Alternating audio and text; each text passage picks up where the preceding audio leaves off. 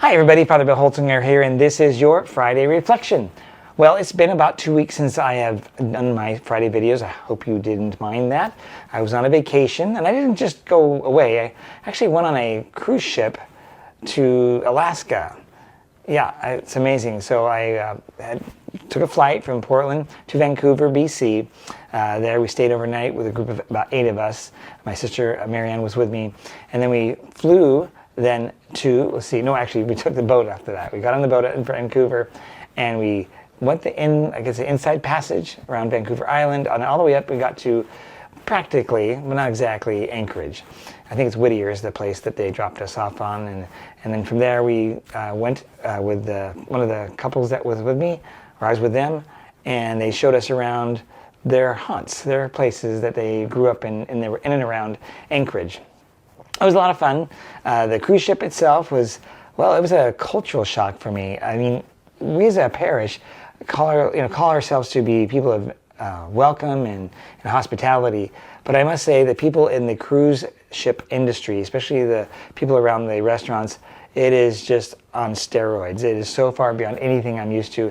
I mean, the example I'd like to kind of give you, one of them is like, as I sit down with a group of friends that we have here at the table to say, somebody comes up to me and lays a napkin in my lap. I'm like, I can do that, but nonetheless, they wanted to do that. There was a different person that knew something about the wine. There was other persons doing other things. I didn't know actually what all their roles were. There was multiple people, and I never did get quite all of their roles straight, but they were great.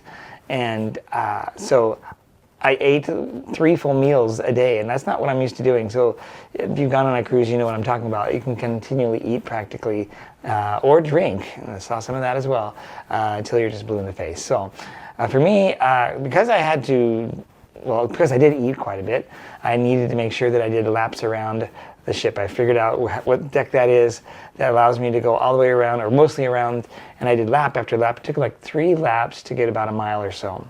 And so I did lap after lap after lap. And I thought myself, after it was done, like, wow, that's amazing how many miles I've done. I'm like, wait a second, that doesn't seem right. How is that possible that I've been walking that many miles in such a short couple of days? And you know what I realized?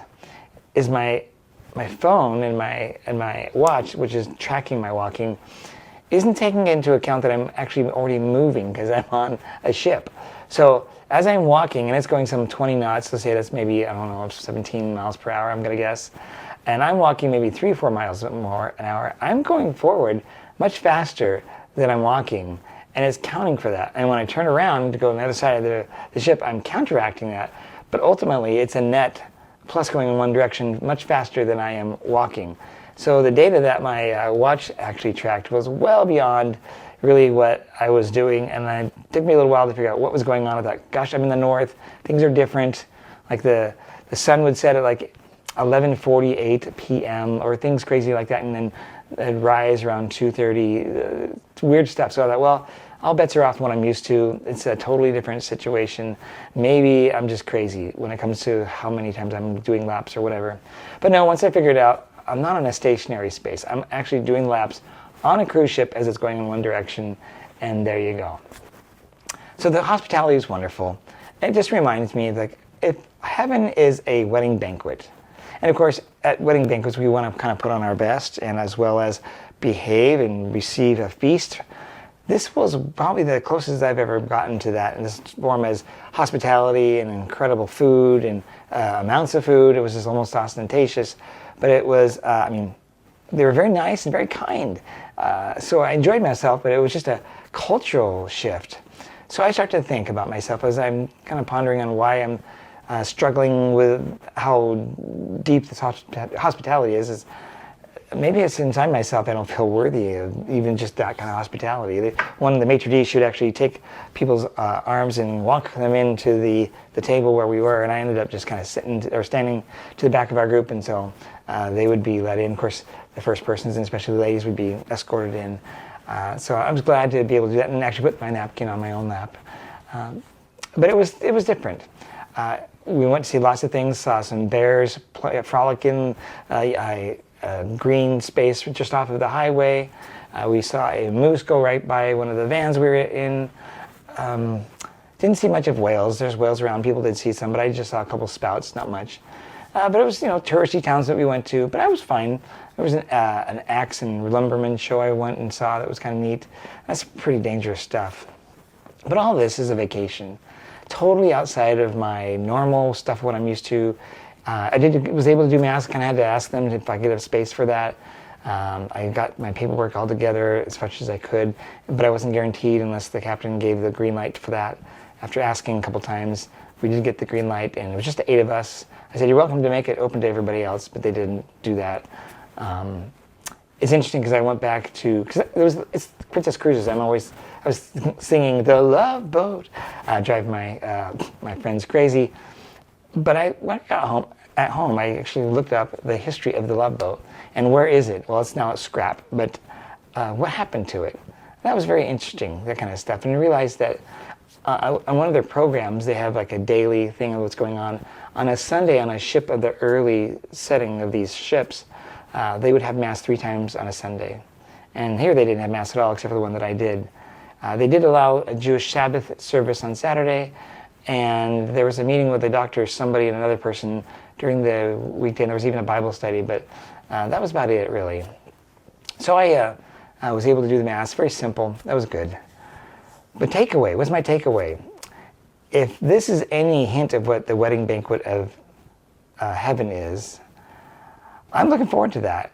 Of course, I need to get over myself. In fact, it was a great spiritual writer that kind of reflected, I think it was G.K. Chesterton, spoke about how when we get to heaven, it's going to be so overwhelmingly loving and, I'll just use the word hospitable, that for a lot of us, it'll be very discomforting because we're not used to that. I think we'll be purified, we'll be able to deal with it, but I'm a sinful person, I struggle, and the insecurities when people start lobbing, lots of love upon me, it's kind of like too much. And that's kind of what I was experiencing. It was wonderful, but I was just trying to go with it and trying to receive that. I know it's their job, but it kept reminding me of, well, what's heaven like? If that's over the hospitality for us, and it was quite overwhelming for me, how much more heaven will be? And so I need to pray that I will then be transformed in my life to be able to receive all the good things that God wants to give me. I think a lot of times when people compliment us, and I'm no different, I might be tempted to go, oh no, it's nothing. And I need not say that. I even train myself to say, no, thank you, and praise God.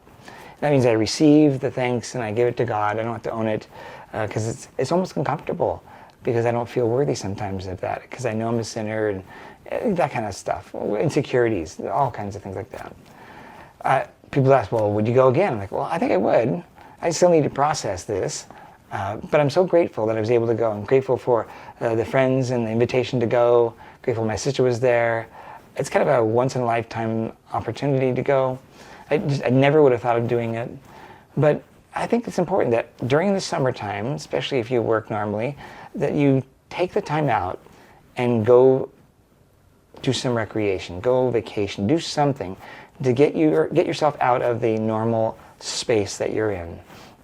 I usually will take off and go to the Oregon Star Party during the summer, or or after Easter or Christmas, I'll take some days off extra. Something to kind of allow us to kind of rebuild and rethink and re-see things so that we can be open to God's grace. So that's my thoughts for you. This coming weekend, I'm doing the Masses as well as the homily.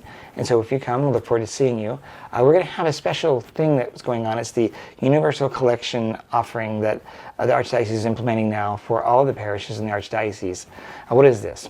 Well, basically, it's a way to remove all the second collections that the U.S. bishops and even the Vatican have us do, at least most of them, and so that you can then go online and then choose whichever ones you want and donate to them online instead of doing it and interrupting, let's say, the preparation of the gifts with an elongated kind of second collection kind of approach, which we don't really do that much in Holy Trinity to have that at all, but a lot of parishes will. And my history is you do the regular collection, then you go back again and do for the second collection. That's what the normative approach has been. So the Archdiocese as a policy is now getting rid of all those envelopes for those collections, except for things that are the Archbishop's Catholic Appeal, Catholic Charities, or maybe we have our own. For example, we'll probably have one when we do our capital campaign.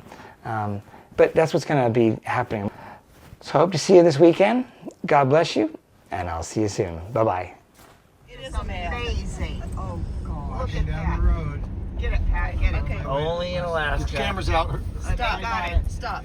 Oh, my gosh. Yeah. It's gonna come right by. This is Hurry worth up. everything.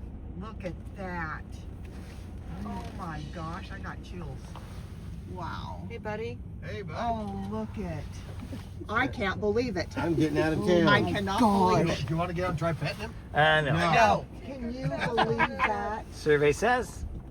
Oh, Look at I got a video. that's not adorable. You got a video? Oh, the man's getting Wow. Oh, that's great right there. Look at Yeah, look at that. it. Look at That that. was awesome. That is totally awesome. Oh, man. So those are brown or black bears? Or? That's black bears. Yeah, The other one is maturing already. The other one is going to change the fur. Wow. Look at that, Maureen. That is flipping awesome. Little heart. I know. Look at that. Yes. It made a little. Wow. Oh, Bill, that is. You'll have to send that to us. That's perfect. That's perfect. Oh my gosh, they are Airdrop. horrible. It don't get much better than that, guys. No, it doesn't, Kurt. You want to share a video with me? Alright, guys, got enough video.